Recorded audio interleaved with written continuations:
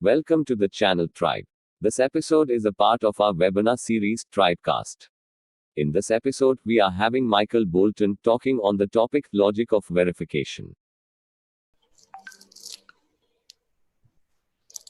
Good evening, everyone. Welcome to the webinar, The Logic of Verification by Michael Bolton.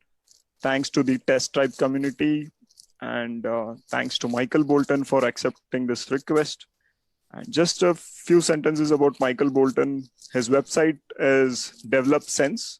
And once you start talking to Michael Bolton or read his articles, you would know that he talks sense as well, right? So welcome, Michael. The Test Tribe participants are as excited as I am to listen to your webinar. Over to you. Thank you, Ajay. Thank you. What are we going to talk about today? We're going to talk about the logic of verification.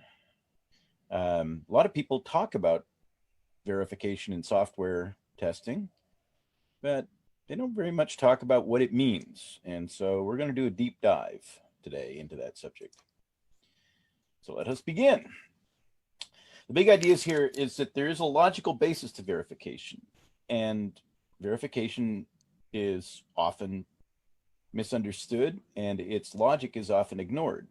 We see requests to verify stuff. We're asked to verify things, and it sounds simple. It sounds really straightforward, but our deeper dive will show us that it's more complex and more nuanced than that. And that's important because if we're being asked to verify stuff as testers, verification is a kind of intellectual tool in our toolbox. And if we want to understand how to use tools well, we have to understand how they work and how they don't work and when they don't work and how they might fool us. And that's in turn important because doing verification well is part of a testing process, but it's not all there is to it.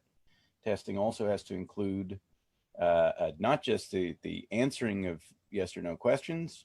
Testing also has to include raising those questions. It has to include investigation. And it's important for us to consider the ways that we test and check our products. So how does this work? Oh, you're asking me to turn on my webcam. Oh my goodness. Shall I do that? I guess I could. I shall start video. We could go ahead and test it.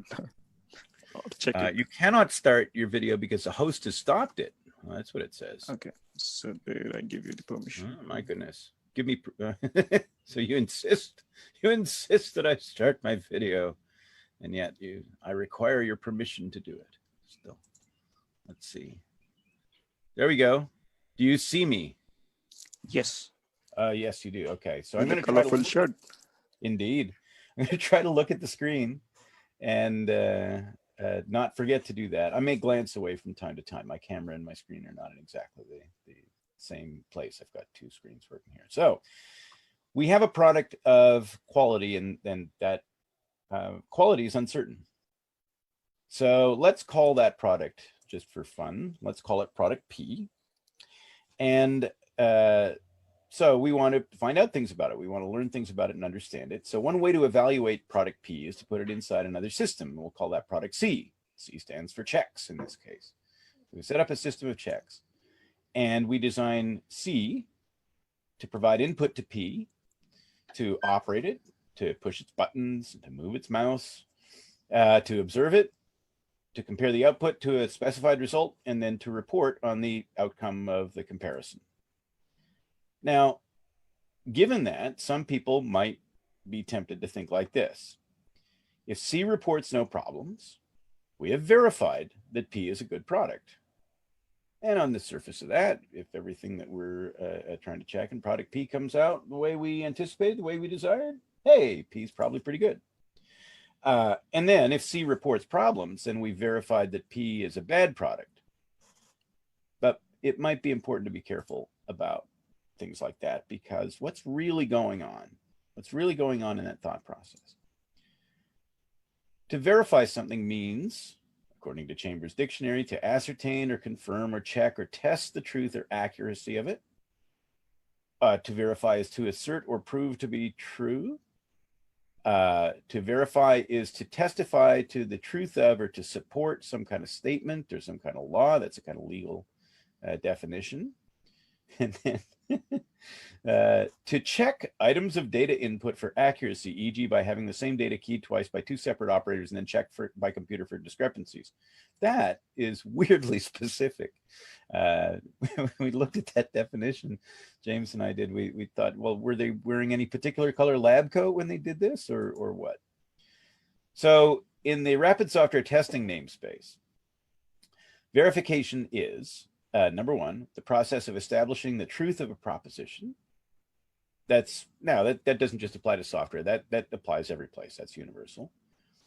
And verification in a regulated software context, it's the process of comparing a product to its immediate specification. So it's the process of going through a specification and verifying, in the dictionary sense, that certain facts derived from that specification are true. That's distinct from validation. A lot of the time at big companies, especially, they have departments called verification and validation, or validation and verification, when what they mean is testing. Verification is distinct from validation. We say that it's a process of assessing a product against how well it fulfills its ultimate purposes. It's forming an opinion about something.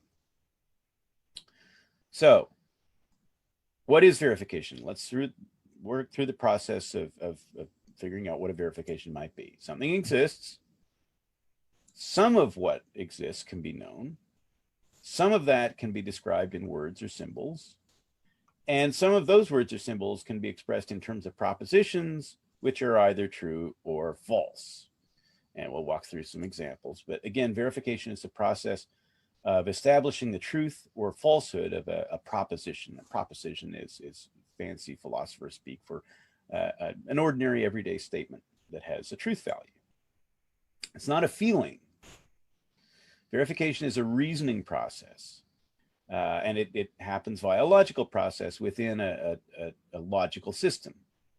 So whether it's formal or informal, now let's try it with a formal system. X plus y equals 10 has a truth value, and it can be verified as true or false based on certain conditions. One, if the values of X and Y are known, and if the values of X and Y are numbers, and if the ordinary everyday conventions of arithmetic apply, we can take two numbers, X and Y, whose values are known, and we can verify that they sum to 10. So X could be 1, Y could be 9, X could be 0, Y could be 10. And that's normal. Everything's okay. No problem there. X plus Y equals 10 may have a truth value that cannot be verified if the rules of arithmetic apply and if X and Y are numbers. But if we don't know what X and Y are, even though X plus Y equals 10 has a truth value, we can't verify it unless we know what the values of X and Y are. X plus yin yang equals 10 does not have a verifiable truth value if the ordinary conventions of mathematics and mathematical notation apply. Now, we chose that symbol because it's pretty, and yin yang starts with Y, but the symbol doesn't stand for anything in particular here, and therefore X plus yin yang equals 10 is not a verifiable statement. It doesn't have a truth value, and we don't know what yin yang stands for, or we know it doesn't stand for anything in particular, so this is not verifiable. Now, we can verify things that we've seen. We can verify things that have happened, but we cannot verify things that have not happened yet, or where there are unknowns that could affect the value of the assertion of the proposition. So in a system that has a state space where X or Y could be a lot of things, X plus Y equals 10 may be true 10 times in a row, and yet the next time we look at it, it could be false. So if you verify X plus Y equals 10 to be true, even once, then you've verified that it can be true. And if you repeat an experiment lots and lots of times with known values of X and Y, and those are true, you can make an inference that it will probably be true next time, probably.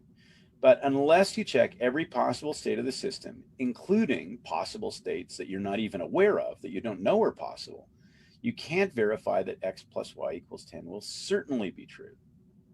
So we have to ask ourselves, if we're making an inference, what assumptions are supporting that inference, and what could change that would cause the inferences that we could make, or the statements that we could make to change as well. So the problem here is that propositions without a truth value can't be verified. Now, there's a very famous sentence by a fellow named Noam Chomsky, who was a linguist and who has made important contributions through linguistics to computer science, the way we parse things and to the way we analyze statements. He came up with this sentence: colorless green ideas sleep furiously.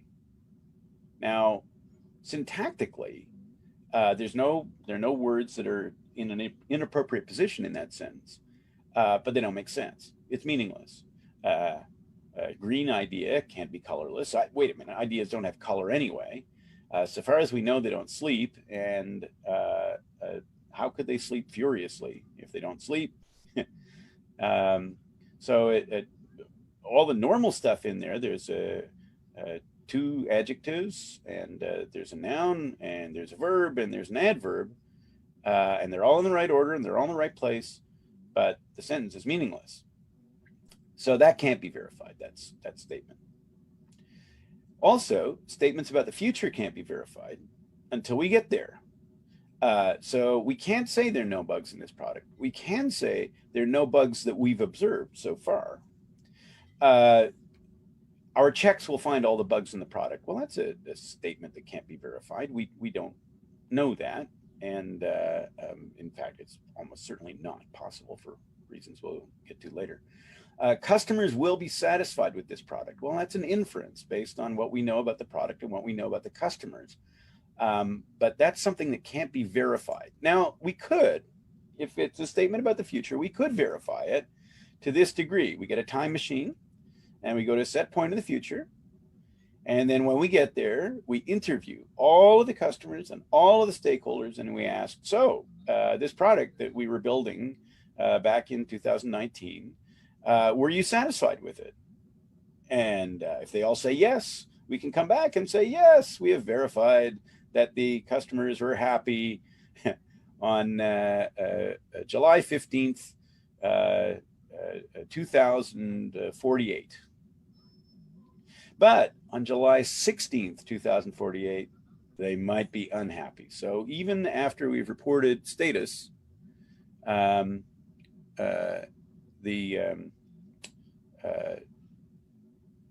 we can't verify that they're going to continue to be satisfied. Okay, Ajay, come online. Tell me what the issue is. What do you see here? What's the pop-up that you see? So your video pop-up, Yeah. it covers the text, the title text. Maybe you need to move it.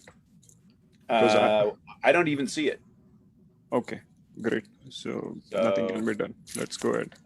Continue. Well, I'm happy not to appear. No, we can continue, Michael. I will find a way to fix it. All right. And then we can edit this out later through the magic of Right. technology. All right. Well, I can verify your statement, Ajay. It's not even a statement about the future. I can't verify things that I haven't seen. So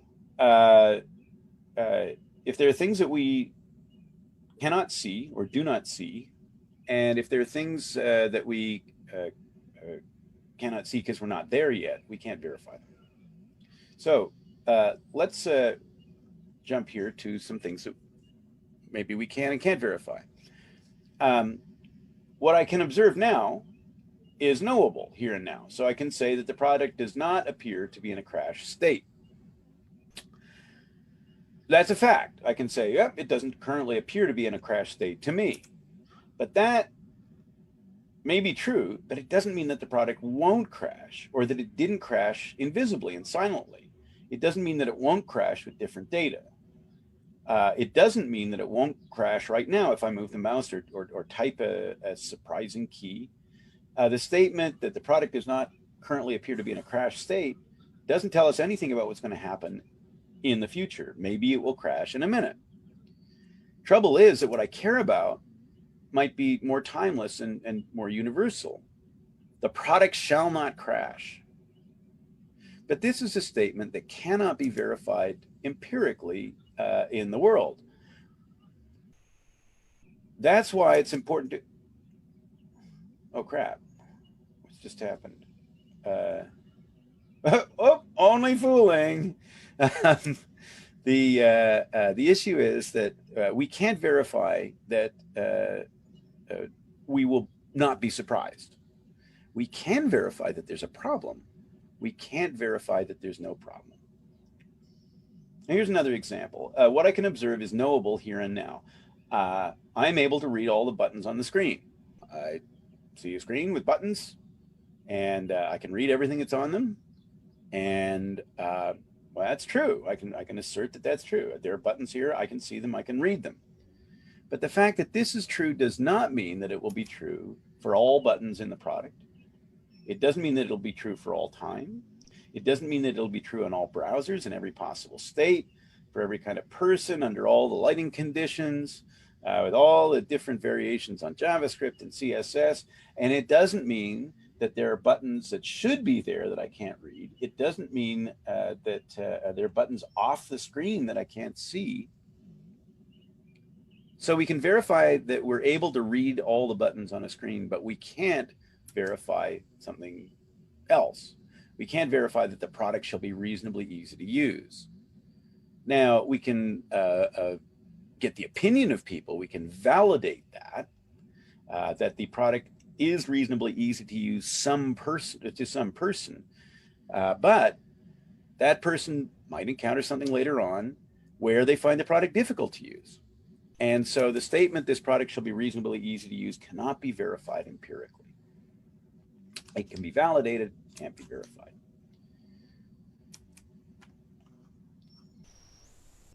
Oh, geez, I keep pressing a button and it didn't work. Now there's a button there that I can press. It'll advance me to the next slide. Okay. See what the trouble is? That button wasn't there until I pressed the button 2-3 times. So, advancing to the next slide. What I can observe is knowable here and now. Like, I recognize the login prompt and I see nothing wrong. And we can even write a program to say, yes, there appears to be a login prompt on the screen. But the fact that this is true doesn't mean that it'll be true for every situation where the login prompt should be displayed. It doesn't mean that it'll be compatible with every browser. It doesn't mean that all the stuff in JavaScript and all the PHP code on the server do all the right things at exactly the right time. So I can verify that I recognize a login prompt and see nothing wrong. But what I care about might be something different. The system shall always be in the appropriate state after logging in. This can't be verified empirically. If we want to test login, there's a whole bunch of things that we could consider and that we probably need to consider if we want the system to be safe, secure, capable, reliable, usable, scalable. There's a lot of stuff to look at if we want to test a login screen. All that stuff that you're seeing there. And by the way, this isn't all the stuff that is there to be verified. This is just what I was able to come up with after an hour or so of brainstorming and considering all the things that could be important for me to know in my context, all the things that could happen on the system, all the risks that I've got. Well, this isn't all of them by any means. This is what we've got after only an hour. I got after only an hour thinking about it on my own with anybody else's input other than the input that's out there on the web to be researched. If I brainstormed with other people, we would have a much longer list. And if I knew more about the system, and if I knew more about security, and I knew more about the conditions in which this would be an interesting question to ask, can we log in? I would have a much longer list of things that I might want to look at. So that's the test ideas after an hour of brainstorming and research on the web. Now, can we verify all the things on that list? Well, a lot of them we can't verify. That's okay, because we can test it. Verification isn't exactly like testing. We can't say this product is very good as in terms of a verifiable statement. What we can say is this product is very yin-yang based on known variables X and Y, plus our assumptions about all the unknown variables. And there are dozens, hundreds, thousands of them potentially. So we can't verify that the product is very good, but we can test it. And the way we can test it is we can look for things that in our estimation would cause the product not to be very good. Testing is way more than simple verification. That's the big issue here. Now, verifications can be good triggers, but they're not great as deciders or radiators. So a failing check definitely tells you that you have some kind of work to do. You have to investigate when you see a failing check. When I say you have to, I'm exaggerating a little bit.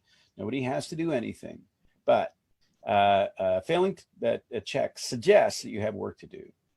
Now, it doesn't suggest that there's a problem with the product necessarily.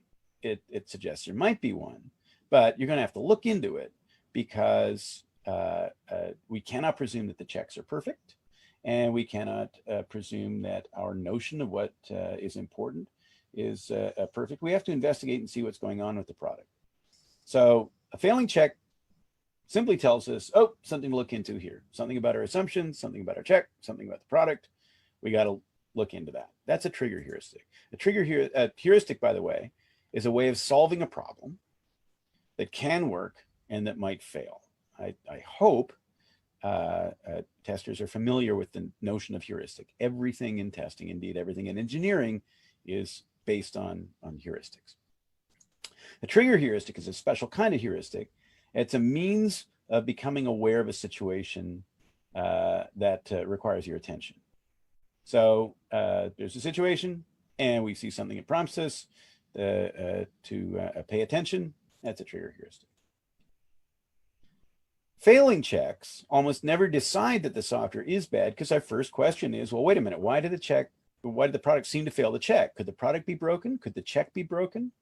And it's humans who decide that, not software, and not even an encoded procedure in a test script that somebody might be following. A decider heuristic is a means of deciding what to do in order to solve a problem. And the problem here is that we see a check that appears to be red. Our decider heuristic it can't be performed by a piece of software. The software doesn't decide what to do. People do that. Now, log files and screens and data displays are radiators. A log file or a visualization is not subject to pass-fail conditions, but it does have to be absorbed, interpreted, pondered by people in loops. Pardon me. Now, a radiator heuristic is a means of displaying information to you, like something that radiates instead of radiating heat in a cold room. A radiator heuristic, in this sense, represents information and radiates that out to us. It shines out to us, or it displays things that we look at. Trigger heuristics combined with radiator heuristic make for powerful oracles. Now, what's an oracle? An oracle is a kind of heuristic. It's a means of solving a problem. And the problem being, is there a bug in this program?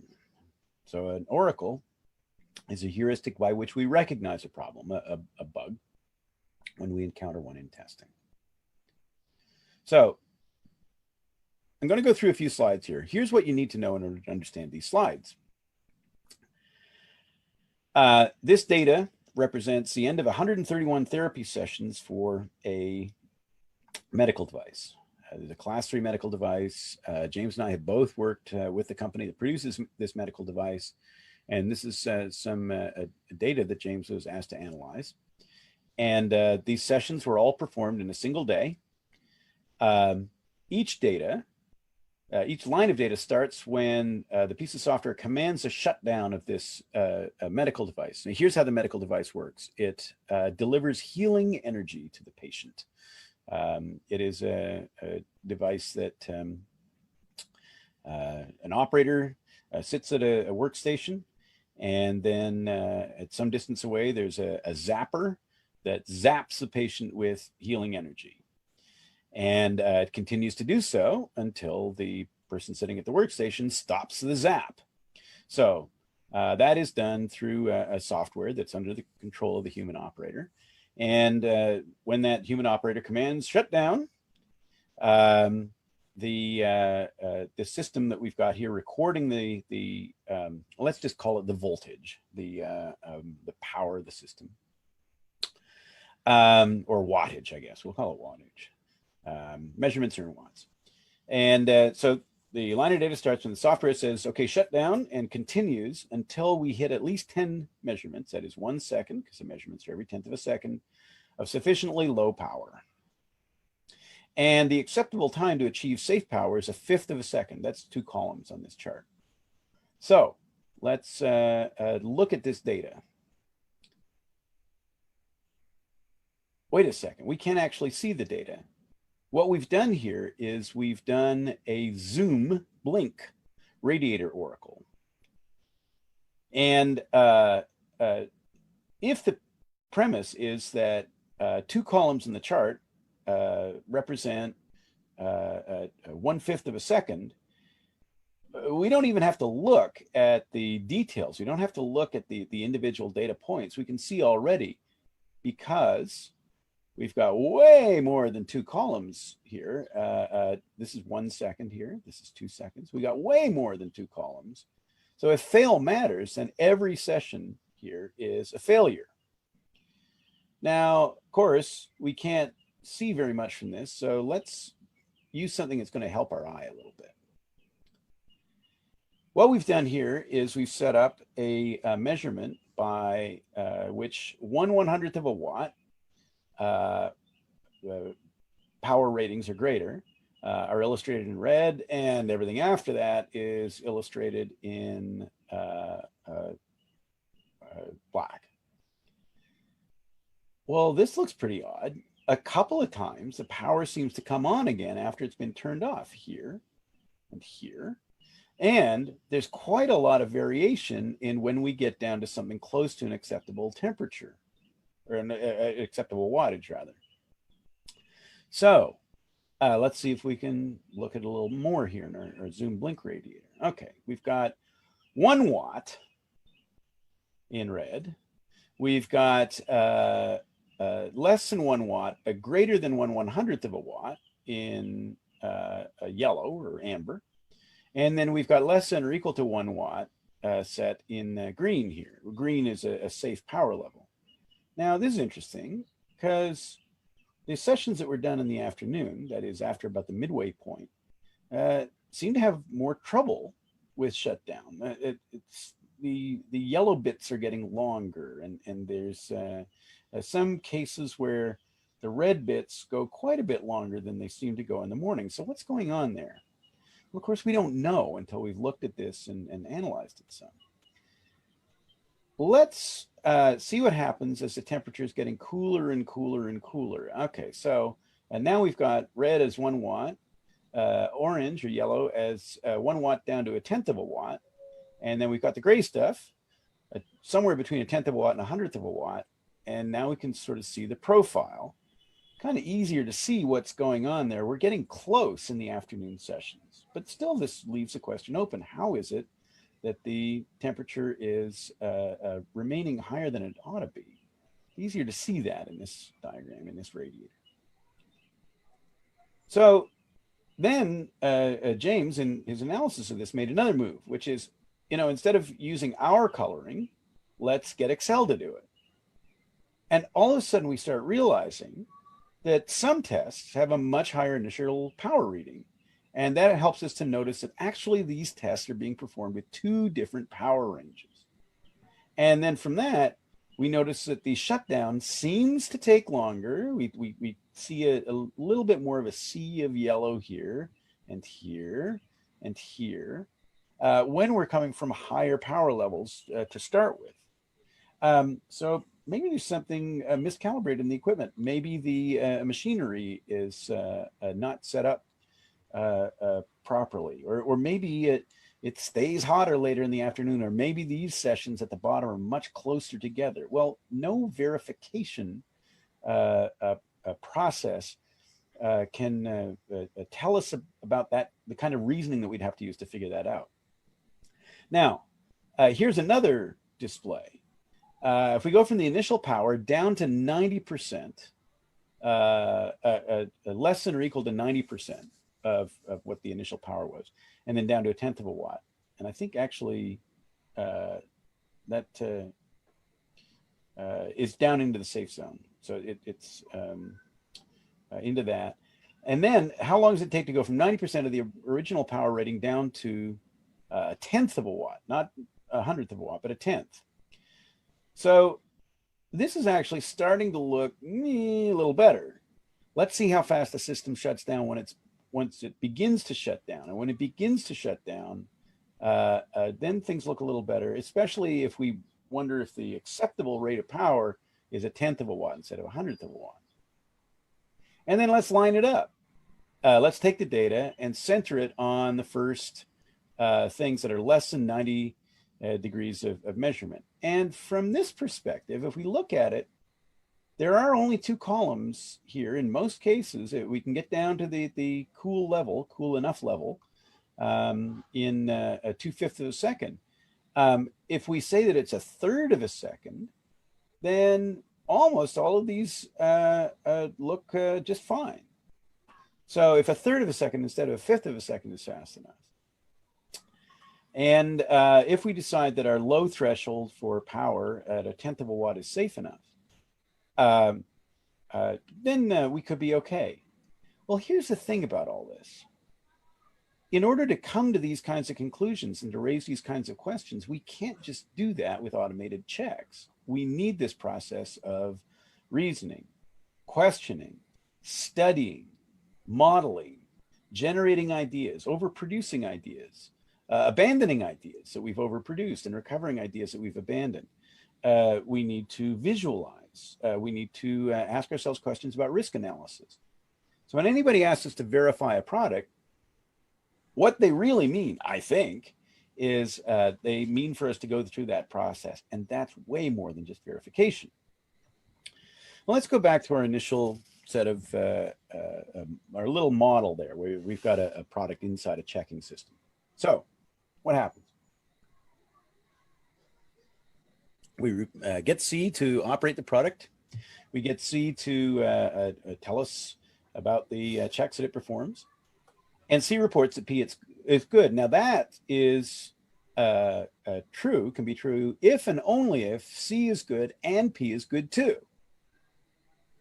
If those things are both true, then the report is valid. C says P is good, P is good, and then so we've got a happy conclusion and our report is valid. If C is good, it will also correctly report that P is bad whenever P's quality is bad. So C's report will be valid. So P is bad. C reports that if C is good, then C will report accurately that P is bad, and the report itself will be valid. So P is bad, C is good, C tells us that P is bad, and therefore we've got a valid report. But there are problems with this. Whether it's check code or product code, code is often written quickly or under pressure or not very well. That's always a possibility too. And so what happens in these other cases? Now, a lot of the time we'll say, well, product code is way more important than a check code. And to some degree, that's true. Customers don't see check code. Customers don't get check code, but we can get ourselves into trouble if we put too much faith in the quality of our check code. If the quality of both P and C is uncertain, and I would argue that it always is. Conclusions that we might make about P based on C are risky because we don't know which one is correct or incorrect. Let's see how this plays out. If C is not very good, if C is not developed carefully and skillfully, here's what can happen. C will incorrectly report that P is good, even though P's quality is bad. And that means that we've got an invalid report, but it's because of our misplaced faith in C, and to some degree our misplaced faith in P as well. If C is bad, then C may incorrectly report that P is bad, even though P is actually okay. P is good, but C is bad. C will report that P is bad, and therefore the report will be invalid. So we will fool ourselves into believing that P is bad, even though P is good.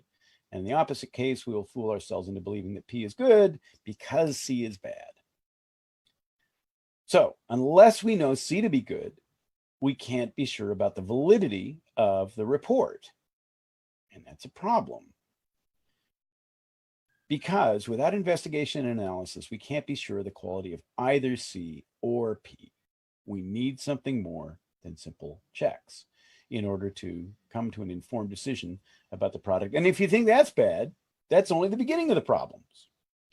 C doesn't just report a single bit. Of course, C is reporting on a collection of hundreds or even thousands of individual check results. So C has all these conditions in it, or that it is programmed to look for, and we exercise P, and P performs all this behavior, and what happens? We get a report on the outcome of each one, and some of them are happy and some of them are not so happy. But an overall assessment depends on us not immediately saying that P is bad when C is reporting a bunch of failed checks. We don't immediately report a bug. We have to investigate and ask if this is a real problem in the product or a problem with C, or a problem in the ideas that caused us to generate C, or a problem in our conception of P.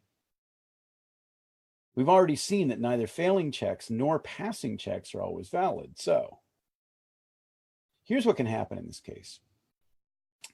Let's see what happens. A bad product gets categorized as bad because our checks detect problems. Okay, yay, we found some real bugs.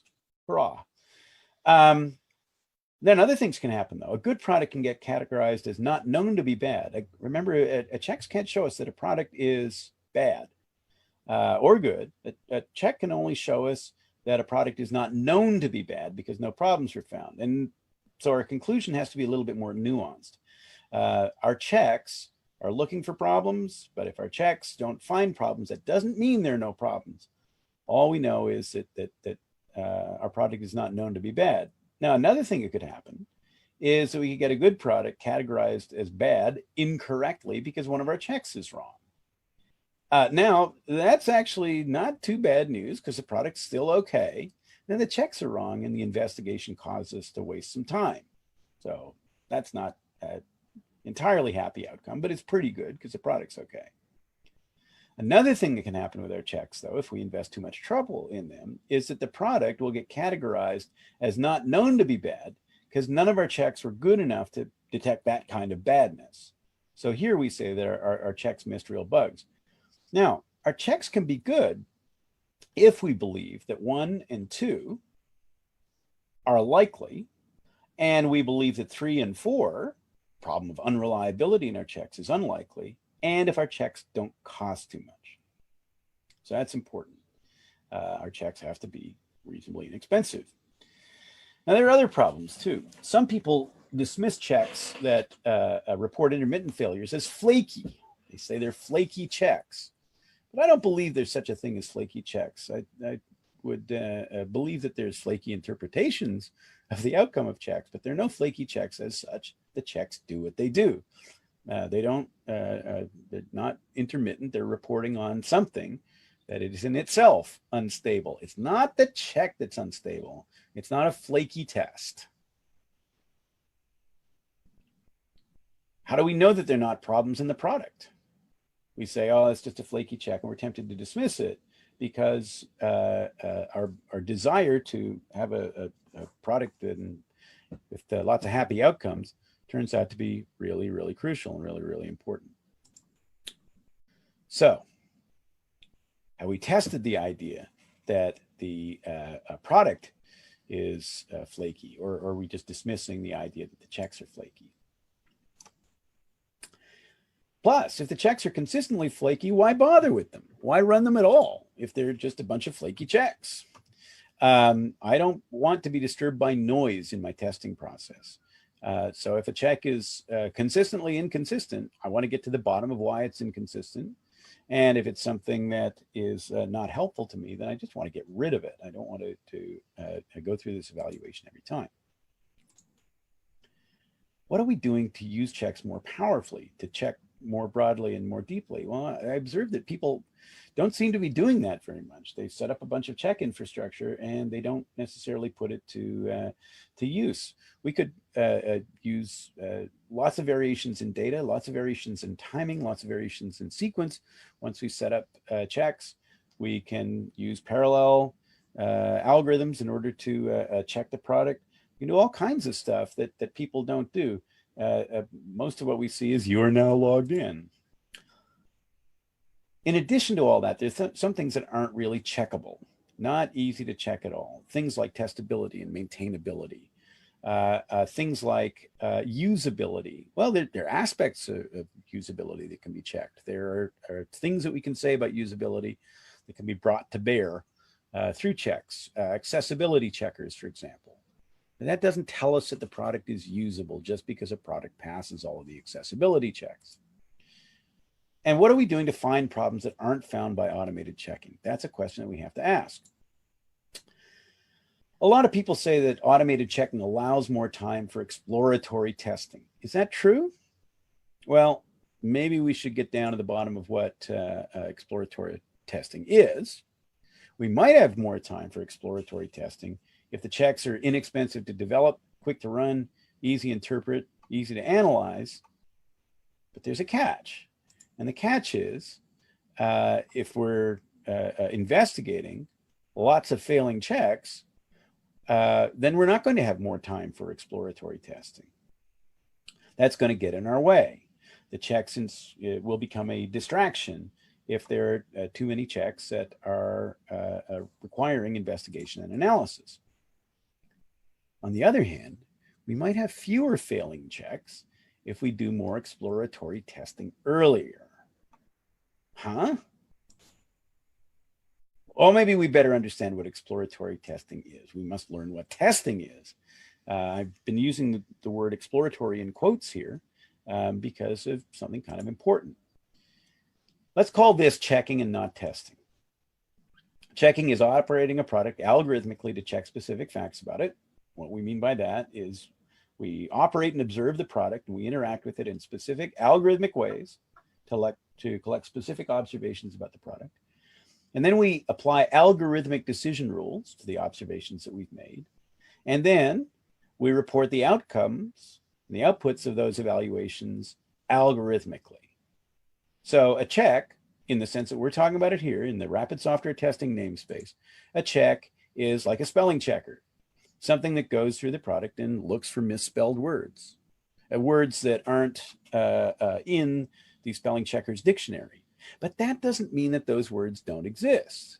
What it means is those words aren't in the dictionary.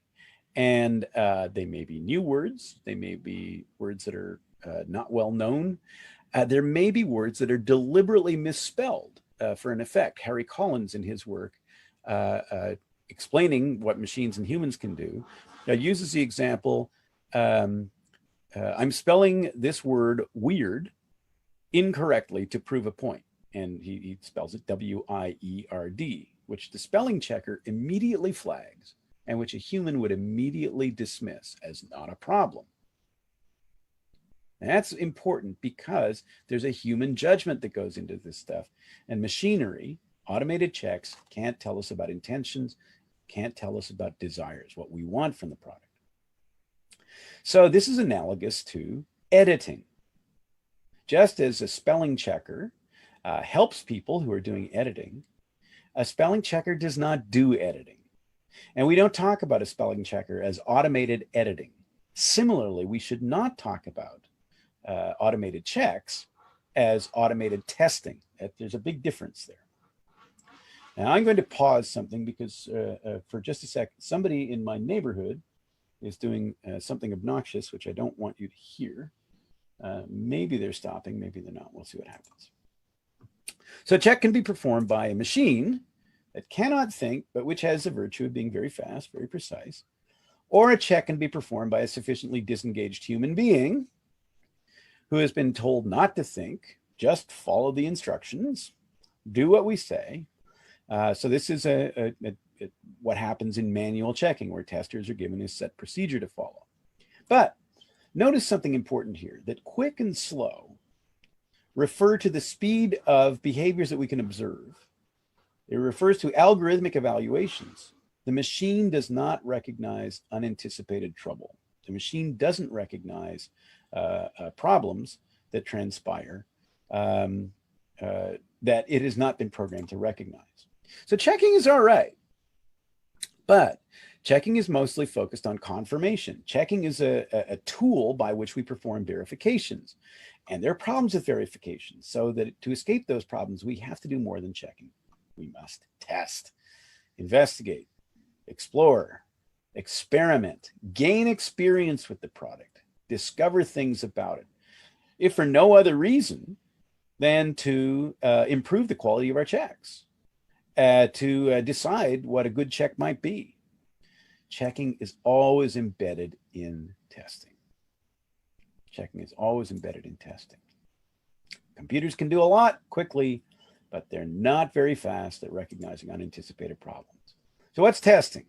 Testing is operating a product algorithmically to check specific facts about it, which is a subset of a larger process, the process of evaluating a product by learning about it through exploration and experimentation, which includes questioning, studying, modeling, analyzing, exploring risk, exploring problems in the product, exploring its behavior, learning about it, understanding it, wrapping our minds around it.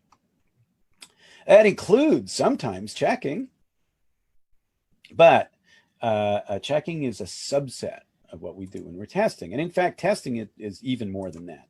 Testing is creating the conditions necessary to evaluate a product by learning about it through exploration and experimentation so that you can help clients make informed decisions about risk. And testing, in fact, is even more than that. It's acquiring the skill and the reputation and the desire, the inclination, the motivation for creating the conditions necessary for evaluating a product by learning about it through exploration and experimentation, which includes checking sometimes. Pardon me, dry throat. Now let's talk about the role of exploratory testing here, so-called exploratory testing. Years ago, James and I would use this. James came up with this in 2003, the exploratory scripted continuum, a scripted exploratory continuum. And James put that on the left and exploratory testing on the right. He put scripted testing on the left and exploratory testing on the right. It turns out that there's a big bug in this. And the big bug is it looks like scripted testing or checking comes first in this because of our natural inclination to put timing stuff on a left to right axis. It looks like exploratory work comes after scripted work, but it doesn't. It doesn't. Because scripts and checks come from exploratory work. So we didn't notice that bug. We didn't really think about it until all of a sudden one day James redrew the continuum in terms of formality, going from informal to formal. And that's what's happening when we're developing checks. We play with the product. We talk to people about it. We survey the product and wander around through it. Our process gets more and more analytical and more formal over time. We create product coverage outlines and we create test matrices. We can create outlines of test conditions. We identify specific data that we want to use. We start from vague, internal, mentally modeled test procedures. And then little by little, we turn those into test scripts, or we might even turn them into human checking, or we might be acting as a person on behalf of someplace else, or of someone else rather, sitting in another place, operating the product on behalf of that person, or we may get a machine to do that kind of work. And so as we move from informal to formal, we move to a position where the testing becomes entirely formal. At that point, we call it checking, because it's the kind of testing that can be encoded. It can be got down in code and given to a machine to perform. Testing starts with that informal exploratory work. If you want to do excellent formal testing, including automated checking, it's got to begin with excellent informal work. So our bug fix there is to change the sides of the axes, or the ends of the axes. Instead of moving from scripted to exploratory work, which we never do, we move from exploratory work to scripted work. We need to explore. We need to do unscripted, informal things in order to arrive at a script. So now we can talk about what doing exploratory testing earlier means. What it means is doing that investigation, that analysis, that unscripted work that can lead us to develop checks. Exploratory testing includes all these things: review and evaluation and learning and sense making and modeling and studying the specs and risk analysis and recruiting and supporting testers and observation of the product and inference drawing and questioning and task prioritization, coverage analysis and pattern recognition and pair development, decision making, testing. I won't go through the whole list. That's what exploratory testing is. Exploratory testing is simply testing. All testing is exploratory, and testing sometimes includes this scripted procedural thing that we call checking, which is embedded in exploratory work too, because as soon as the script ends and we decide that we want to interpret it, that's exploratory work. That is work that cannot be scripted. We can't tell a machine how to interpret something, or whether something is good enough, or whether something's okay. So basic product verification is a process that kind of looks like this. There's a client on behalf of whom we're working. There are artifacts, and there is some agency, which is a verifier. So there's a person who matters, somebody we serve. And they have aspirations, ideas, and values that they have, and that relate to what they want. And so there's a product, an artifact that we make that's designed to fulfill the spec and to fulfill it to a reasonable and acceptable degree so our client's aspirations can be fulfilled. So we make design choices as a development team. The client makes them, or somebody working on the client's behalf makes them, about what to ask for in the product based on aspirations that sometimes might disagree with one another to some degree. If you want a product that's very easy to use, well, it might require some skill development, so it's not so easy to learn. There are always trade-offs in this kind of stuff. So then there's an explication of the design choices, and that turns into an artifact. That's a specification, abstract statements that represent design choices. And then as we walk through this process, we design a check. A check is an algorithmic process that corroborates or refutes a statement or an assertion about a particular product in a particular situation. And an assertion, by the way, is a proposition or artifact that's consistent with that specification. And then as we walk through the process of comprehending and developing mental models in the mind of the verifier, we set stuff up. We take that verification procedure and some assertions that we can make about it. We set up an environment in which we can perform a check.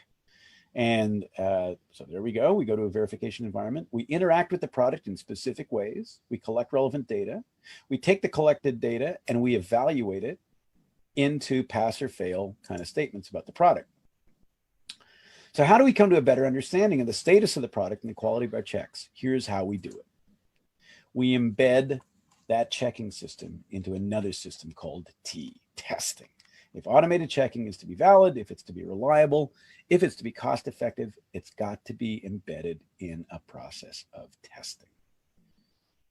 We have to question and study and investigate and observe and diversify and challenge our ideas about the product, about the models, about the checks, and our ideas about them.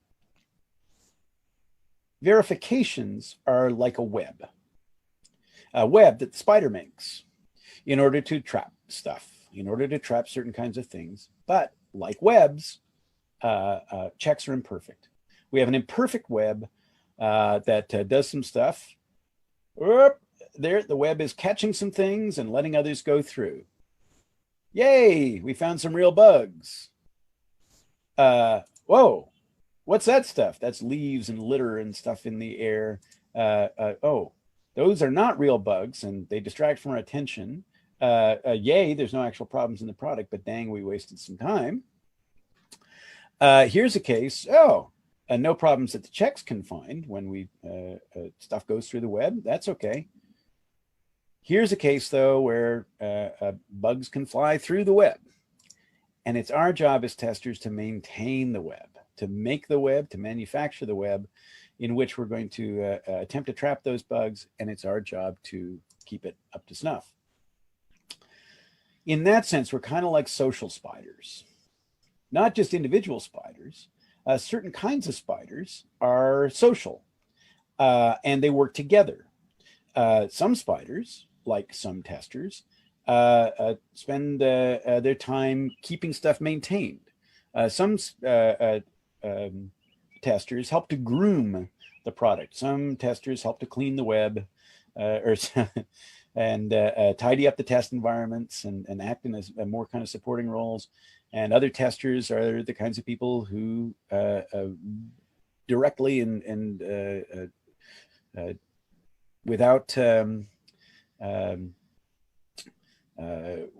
using technologies that are related to checking. Some testers do that, but we can use these things together. We can work together as different kinds of spiders working in different situations, social contexts. So testing is way more than verification. Testers are the spiders in the web. We prepare, we supervise, we interpret, and we maintain checks and tests. A test is an experiment that we perform. We explore and play and learn and build mental models of the product and its risks in order to build our webs of checks and tests. We explain and justify our strategy and status. We try to remove spots that we're going to miss. We try to improve the value of testing over time. And we adapt our strategy to what we best know.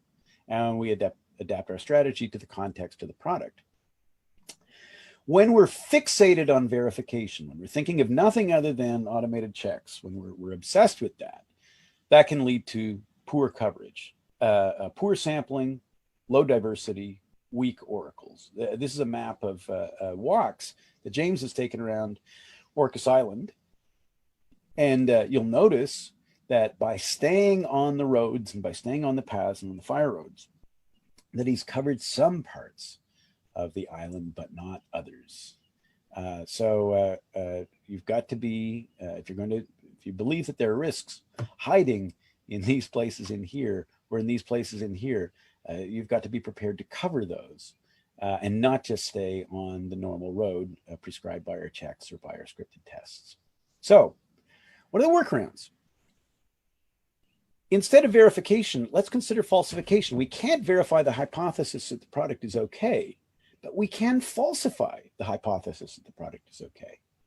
So when we look for problems and we don't find them, we can make it an inference that the product is okay, but we have to remember that it's an inference. And so the quality of that inference is going to be based on how diligent, how expert, how diversified our search for problems was. Instead of validation, let's consider assessment. To assess something or to validate something is to develop an opinion about it. And we can have opinions about all kinds of things that can't be verified.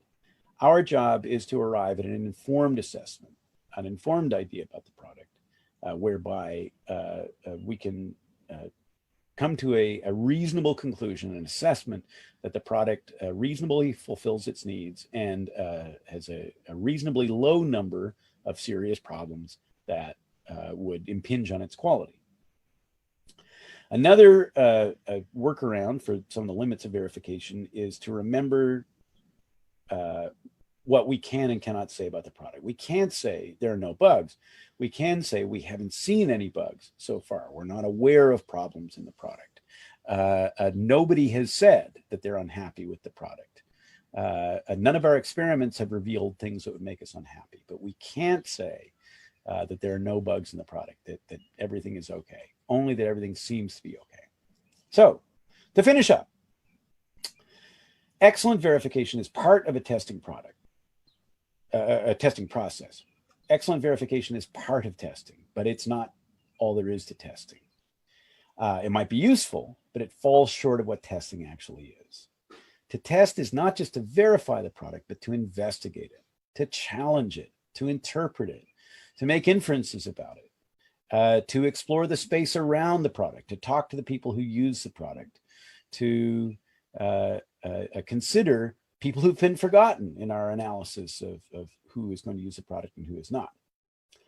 We can use automated checks to test more broadly and more deeply, but if we want to do that well, one way to do it is diversifying the focus of our checks, diversifying the data, diversifying the sequence of operations that we follow, using checks not just to confirm that everything's okay, but to help us stress the product out and to see where the product might topple over if we apply enough stress to it.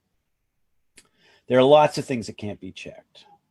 Excellent testing focuses on exploring and investigating lots of different kinds of risks associated with all kinds of different quality criteria, not just functionality and capability, not just reliability, but also usability, charisma, things that people would like or dislike about the product, things about the product that would keep us engaged or entranced, or that make the product unique or interesting in different kinds of ways. That's not something that can be checked, but it is something that can be tested. So broaden our coverage of checks to, with diversification of what the checks do, broaden our test coverage by defocusing away from checks. Now, word from our sponsor. Rapid software testing is a methodology, and it's a course and a mindset and a skill test that we teach about how to do excellent software testing in a way that's fast and inexpensive, it's fast, inexpensive, and credible and accountable. And James and I are co-authors of that. And we teach classes for testers and developers and managers and business analysts and documenters and DevOps and people in tech support and people in other roles. Our work is not restricted to testers. In fact, we urge people who work with testers and who want the help of testers to look into that too. And James, in addition to all this, offers online classes for those of you who can't attend in-person classes. James offers a class called Rapid Software Testing Applied, and you can look that up by looking at his website, which is satisfice.com. And you can look at other stuff associated with my stuff on developsense.com, soon to be updated. And now we have reached the end of the presentation, and I believe it's time for questions and comments and so on. And I'm happy to take those now. Ajay. Thank you, Michael. That was wonderful, as usual.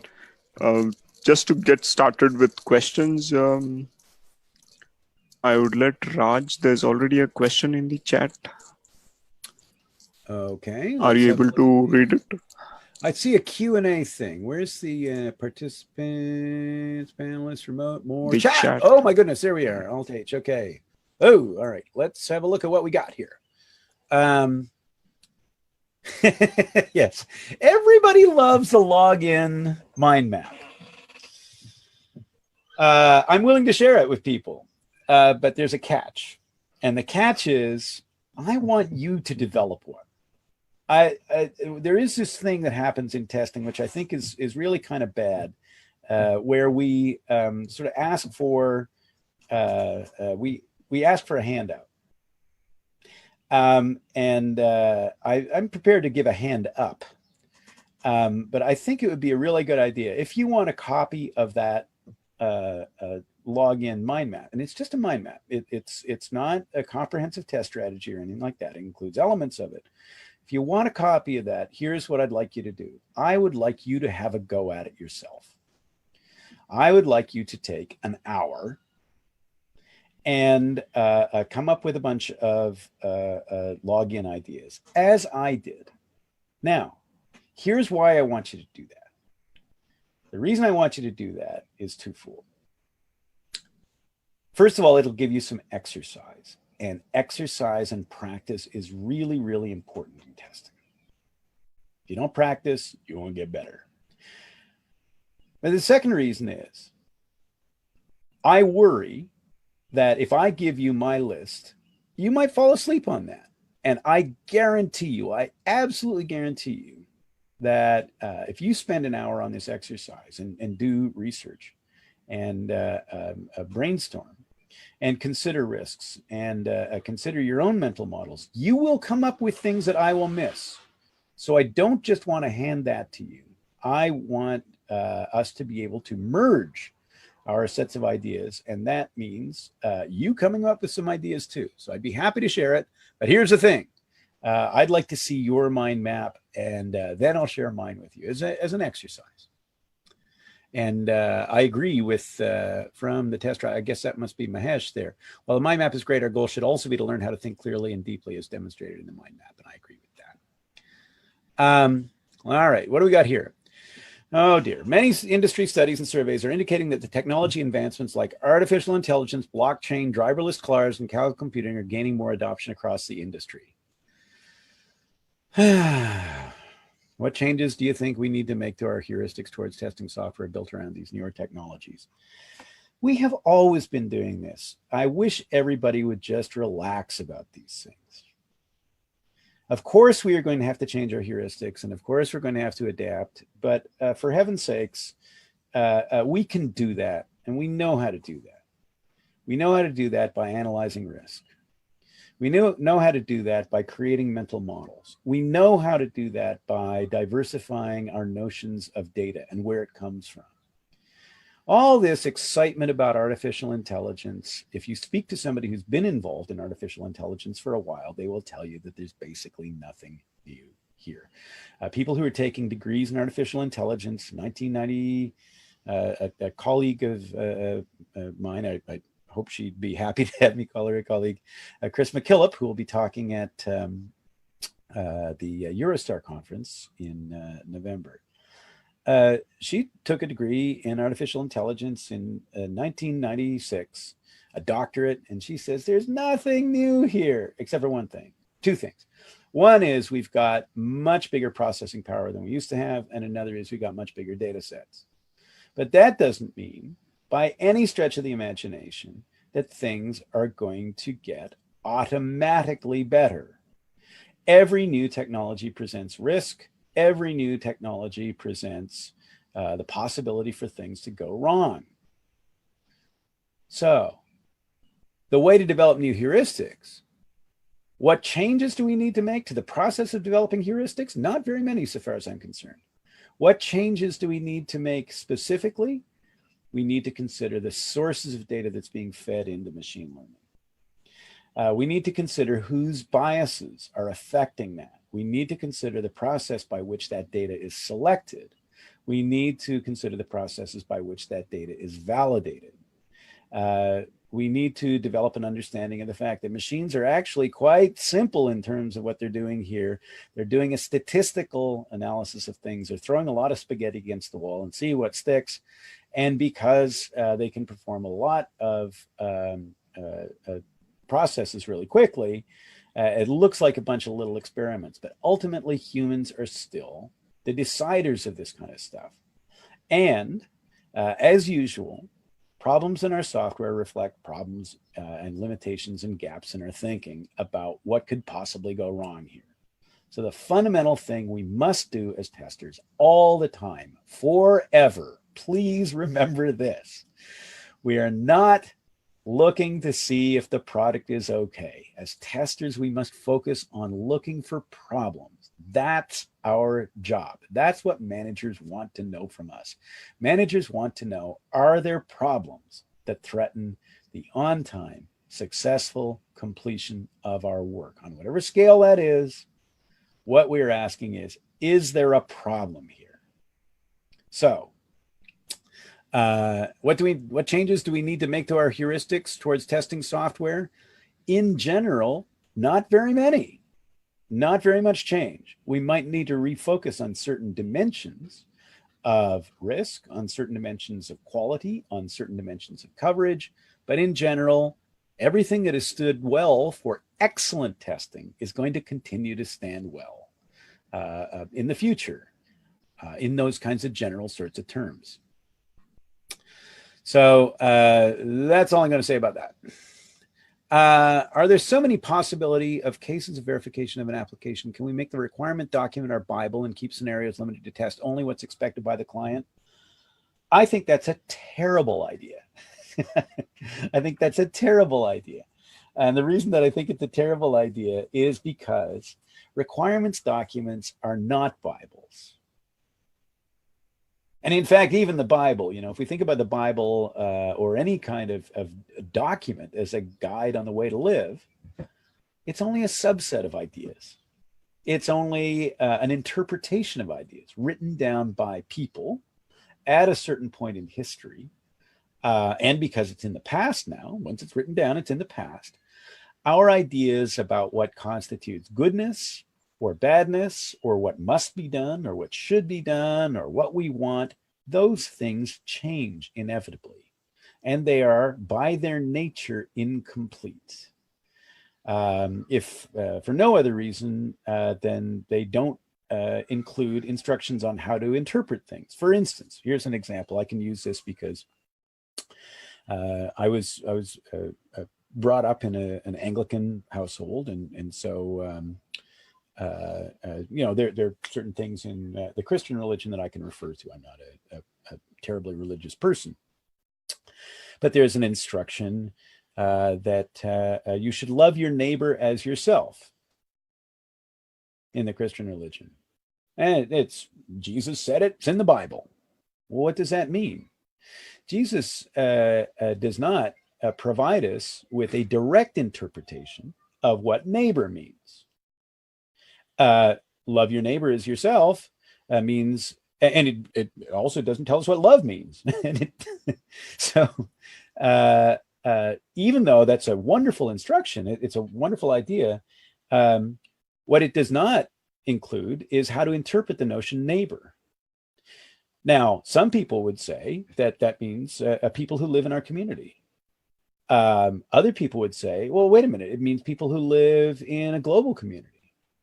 Other people would say, well, that means that criminals and murderers are our neighbors. Should we love them as we do ourselves? Now, you get into very interesting questions of interpretation when you consider something like that. So, no, I don't think it's a good idea to make a requirements document a Bible for the same reason that we can't take the Bible or any other religious work and understand immediately how we should interpret it and what it means and the degrees to which it's relevant in today's society, how we should interpret things that are metaphorical, whether things are literal. Did God create the world in 7 days? 6 days? Well, Bible says so, but what if that's a metaphor? What if that is not actually what the authors of the Bible intended to convey? They intended to convey ideas about eons of time. And we run into real problems when we take literally things that ought to be interpreted metaphorically. So what I would prefer to do, far prefer to do, is to ask ourselves, is there a problem here based on what we know in the specification, what we know in the requirements documents, what we know about the world, what we know about the people around us, what we know about the customers, and based on what we know we don't know. That's really important too. That prompts us to keep investigating and to keep our minds open to the idea that there might be a problem here that's not recovered by the requirements documents or the specifications. There's another problem that has to do with expectation, and the expectation of the client might mean what the client anticipates, but it might mean what the client desires. and it might mean what the client demands, requires. So we got to be careful about our notion of expectation there as well. Here's a notion. What was our notion? What was our approach to come up with hiccups? What Priyabrat is referring to here is a set of oracle heuristics, principles of consistency or inconsistency. What was our approach to come up with that? Well, what we did was we asked testers. James started the list way back. He asked testers, well, how do you recognize a problem in a product? And one of the testers that he was talking to said, well, if the product doesn't work the way it used to, we reckon there might be a problem here. We might be seeing a regression. The quality of the product could have gone backsliding somehow. So James wrote that down. If the product is inconsistent with its history, then we suspect a problem here. And another tester said, well, if the product is inconsistent with what it says in the specification, then we suspect that there's a problem here. And so James said, all right, well, if the product is inconsistent with what somebody says about it, if the claim that somebody makes someplace in a spec or in a product meeting or on a whiteboard diagram someplace, those are generally claims. Yeah, we could say if the product is inconsistent with claims. And then somebody said, oh, if the product is inconsistent with products like it, if it doesn't work the same way as a comparable product somewhere. Oh, so, okay. So now we've got H and C and C. And then somebody said, well, if the product looks obviously bad, if it kind of makes us look dumb or silly or stupid, if it misrepresents the image that we want to project, then we say the product is bad. So that got him to HICC, HICC. And then as time went by, more and more concepts, more and more ideas, the ideas of user desires emerged as something that might be important in terms of recognizing a problem. And then the product is inconsistent with itself, or if the product is inconsistent with the purpose that is intended either explicitly or implicitly by the designer, then we suspect that there's something wrong with the product. So that got to hiccup. And then I realized that, wait, there's a difference between claims that people who are making the product make about it and standards or laws or regulations. So all of a sudden we had hiccups. And then James realized that a lot of the time when people are looking for problems, that they look on the basis of problems that they've seen before in other products. So when the product is consistent with patterns of familiar problems, then we suspect there's a problem here. So now we have F hiccups. F hiccups. All right, well, there's that hiccups and then there's that inconsistent F. We lived with that for a little while. And then I realized that I suspected a problem when it was inconsistent with my ability to explain it. Whenever I was confused by what the product was doing, I suspected there was a problem here. So I added the E. Hiccup. Oh, that doesn't look right. Is there some way we can turn this into something memorable? And one of us came up with the idea, well, if the product just doesn't model the world properly, if it's inconsistent with the way we know the world works, if it's inconsistent with mathematics, or if it's inconsistent with the thing that the software is attempting to model. And I noticed this in when I noticed a bug in a map that was being displayed on the back of a seat of a person in front of me. All of a sudden, the plane flew in a very straight line, many thousands of miles in 1 minute. And that's not the way things work in the world. So, aha, we finally had few hiccups. And so our approach was to collect ideas. And I urge you as a tester to start doing that yourself, not just to adopt our ideas, but to collect ideas of your own. That's what I was getting to with the login map. We want testers to be powerful. We want testers to learn to be powerful. And you can't be powerful unless you own your methodology, unless you developed ideas that you can call your own. They are inside you. Now, of course, you can adopt our ideas, but until you incorporate them into a framework of ideas and models that are genuinely your own, then you're sort of acting as extensions to us, and that bothers us a little bit because we want you to be individually powerful. We don't want people walking around who are sort of incomplete, inconsistent versions of Michael or James. We want you to be a complete, powerful tester, and that means developing your own models and owning your methodology that way. How do I come out of the mindset of testing means checking whether the product is meeting the requirements documentation? Sakti is asking that. Sakti, here's how it works. Stop the process of saying, is this product producing green checks? Start with the process of investigating the product, seeking problems. Ask yourself, make it a mantra. Is there a problem here? Is there a problem here? Now, how are you going to do that?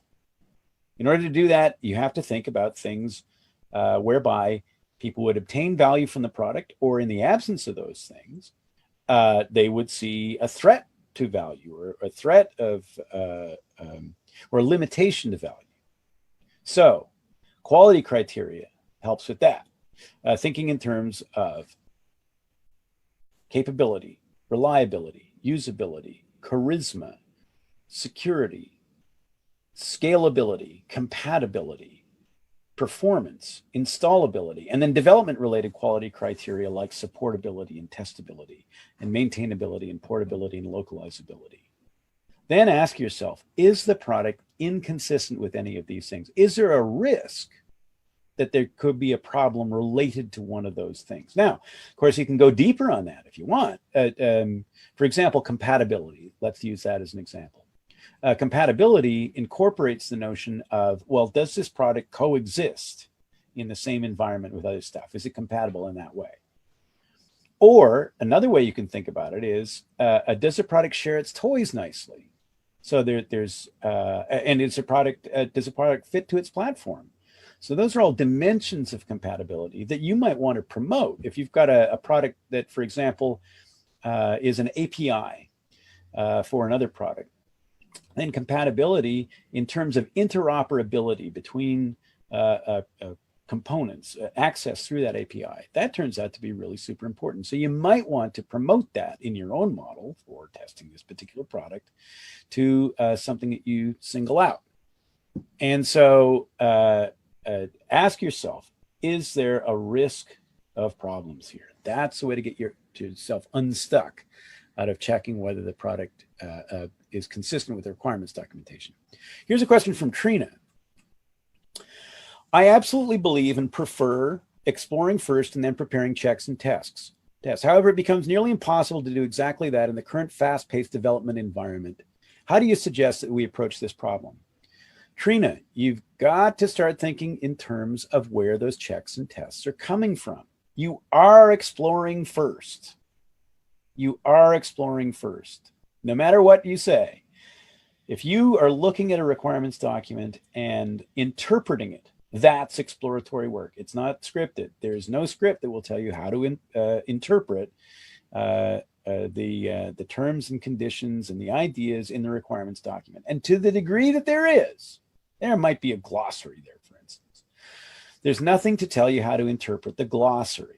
The work that you're doing in order to prepare checks and tests is exploratory work. It is exploratory work. So, in a current fast-paced development environment, why rush to develop checks and tests? Why rush to do that? Why not realize that in order to learn how to test the product, we're going to have to try to test the product.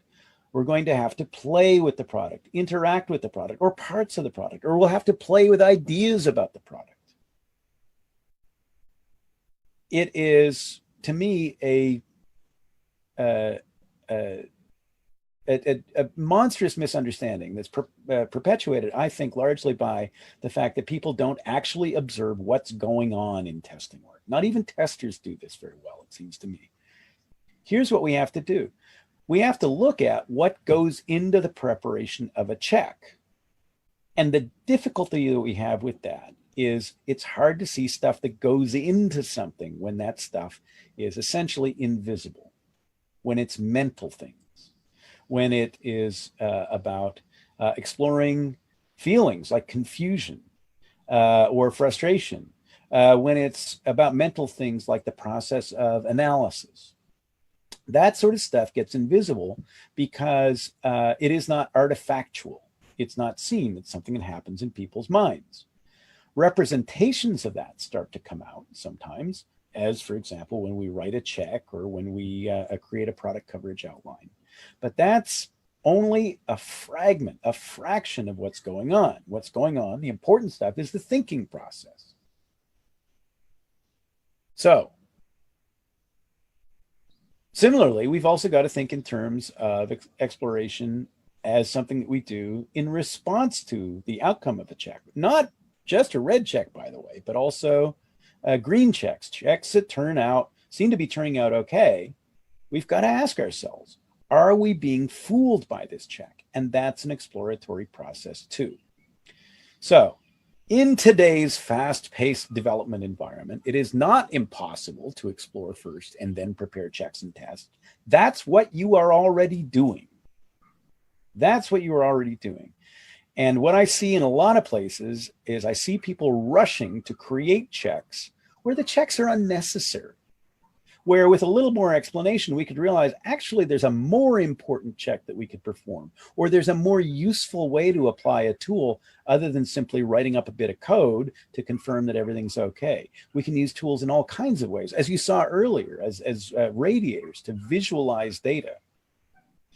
We can use tools in order to help us map out dependencies of the product so we can look at places where it might be useful to check. We place, I would argue, far, far too much emphasis on code. And here's something I'll offer to you that it occurred to me the other day that we really ought to think about.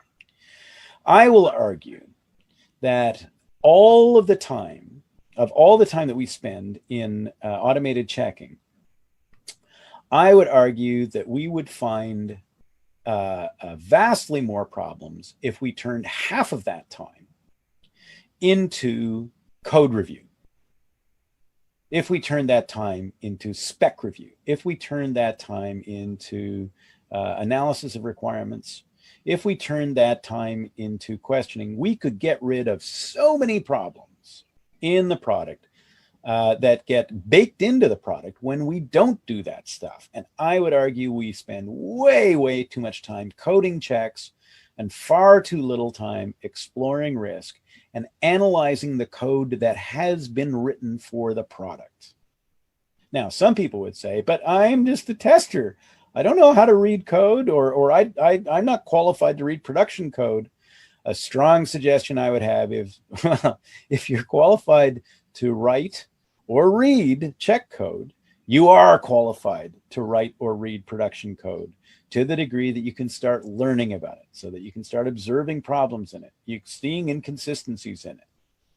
If that's the kind of tester you are, if you are a technical tester who is not intimidated by code, a kind of a tester who is interested in the technological aspects of the product, and those are very important, then learn to read code and learn to review the code, and learn to do that and arrange to do that in collaboration with the developer, with other developers, with other testers, and you will learn.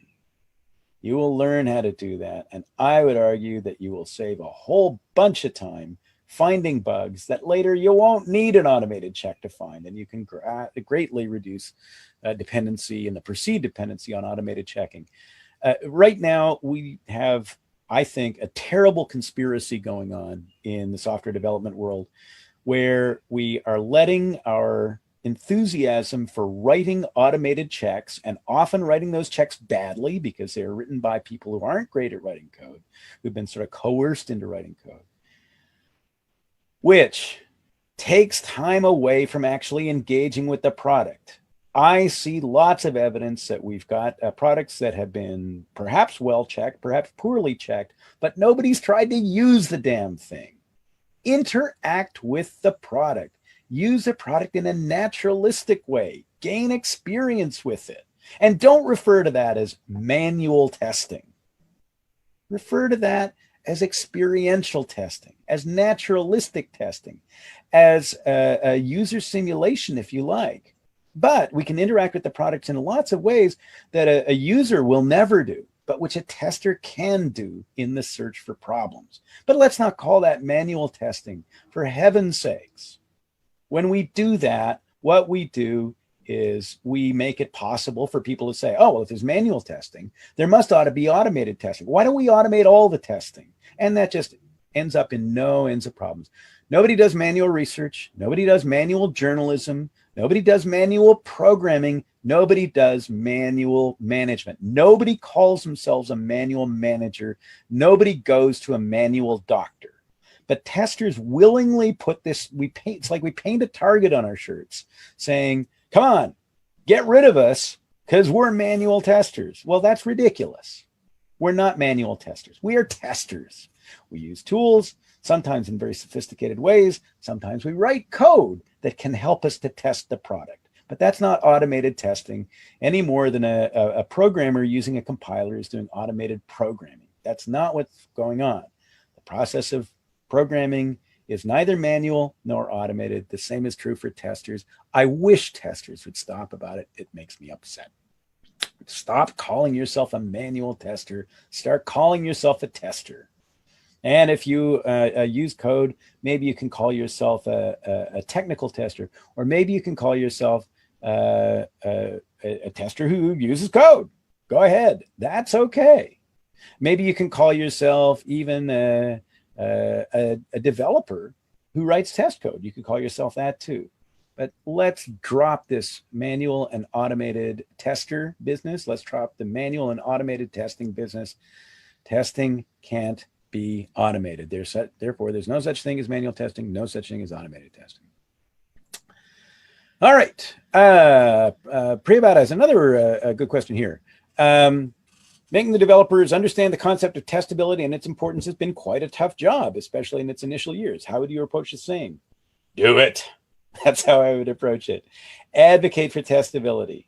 Advocate for testability. And the way to do that, I think, is to, among other things, account for how much time you are spending as a tester preparing to test a product that is not easy to test. How much time you're spending in setup, how much time you're spending in preparation of environments, how much time you're spending in project-related testability problems, how the product has been set up with that. Let's diversify our ideas about testability too. Let's not just think about it in terms of log files and in terms of APIs, although those are wonderful things. Controllability and visibility into what the product is doing, those are great. Don't get me wrong. But let's broaden our notions of testability to advocate for things like simplicity, comprehensibility, accessibility of testers to the code, readability and maintainability in the code. The reason that we can advocate for that is not just that it makes the code more testable, it makes the code more maintainable. It makes the code more understandable. It makes a code that is friendly to refactoring, is a code that is easier to fix once problems happen. So we can advocate in that kind of sense. I think it being an hour and a half, and Priyabhata is also asking, what's the approach to creating any mnemonic? Come up with a bunch of words. Take their initial letters, scramble them about, see if they make sense. If they don't make sense, or if you're close to a memorable word, replace one of the words with a close synonym and look at it in that road. In other words, the process starts with collecting ideas. And then if you've got a good list of what we would call guide word heuristics, guide words like structure, function, data, interfaces, platform, operations, and time, that started as SFDPO. I'm not sure which order they occurred to James or John Bach, and John wrote about it. SFDPO, what can we do with that? Well, let's see, pods, no, that doesn't work. DPO, that kind of looks like Depot, San SF Depot, San Francisco, SF Depot. It's a brainstorming and iterative kind of process, Priyavada, but you can do it too. That's the thing. Come up with a set of guide words, take their initial letters, scramble them about, and you've got a mnemonic. Now, of course, that's not all you can do. There are other kinds of mnemonics. Some people, for example, use the mnemonic of the testing hat associated, testing hats associating colors with different ways of thinking about stuff. The black hat a tester, or black hat thinking is thinking about what could go wrong. Red hat thinking about what's important. So there's all kinds of ways of mapping ideas to other ideas in their head, and that's kind of the process of what creating mnemonics is all about. So Sakti is writing here, structure, function, data, interfaces, platform, operations, and time. That's our current version of San Francisco Depot with an I misspelled. It could be an E, but interfaces turned out to be really useful, so we kept that in there.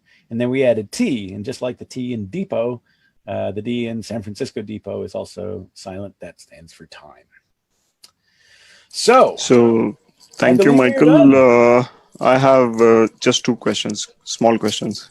Okay, go ahead. You mentioned about immediate specification. So what is that about?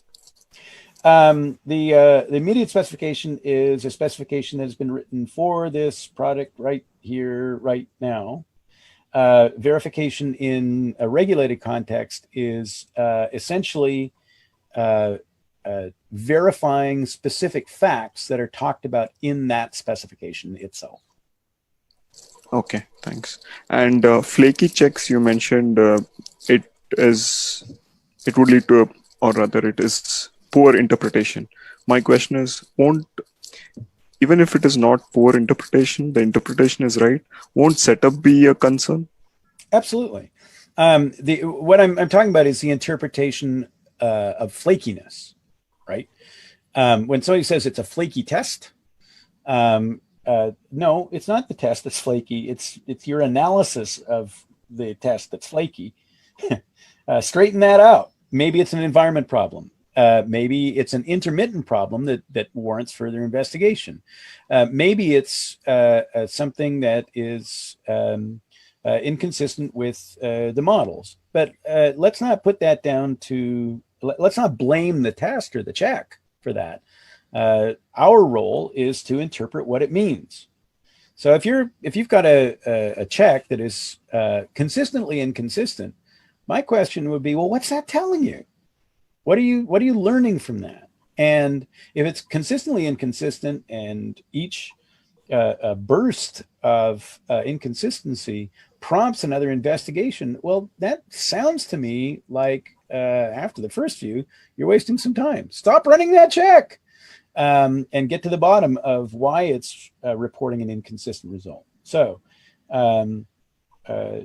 instead of flaky, instead of calling them flaky checks, let's say not well interpreted yet, or not well understood yet, and just cut it out with this sort of shrugging and hand wringing over the fact, well, it's a flaky check. Get to the bottom of it, as we would say in Canada. Figure it out. Get after it. It behooves the tester to do that. Right. So thanks a lot, Michael. Wonderful points. And I think some of us would love to go through this video again and again and pick few points and maybe ping you on the Test Tribe community group and ask questions. Please do. Right. That can be a little dangerous in terms of the fact that I don't look into Facebook very often. Sure. Okay. So you can do that. Go ahead. But if you ask a question there, you don't get an answer, you might want to try pinging me by another medium, or maybe I could deputize somebody in the community to let me know when there's a question up in the Test Tribe. There are lots of different ways to contact me. They're easy to find at Michael Bolton on Twitter and directly via email. Anybody at developsense.com. I'm michael.a.bolton on Skype, right? So yeah, lots of ways to get in touch with me, and I welcome that. I ask people to do that. I encourage people to do that, and for some reason, it seems sometimes people say, "Oh no, he's busy." No, this is the sort of busy I like. So please do get in touch with me if you have questions or comments or ideas that you'd like to contribute. That will make us a more powerful community. Perfect. Thanks a lot, Michael, and thanks a lot to all the participants, and thanks to the Test Tribe community for organizing it. Thank you, Thank you Michael. very much. It was All the best. wonderful listening to you. And thank you all the lovely people who joined on Zoom and who joined on Facebook. Happy learning, happy testing, and happy weekend ahead. Yes, and Thank you to we'll all. officially end this in 10 seconds from now. Thank you. Okay. Thank you. Take care. Thank you. Thank you, everyone.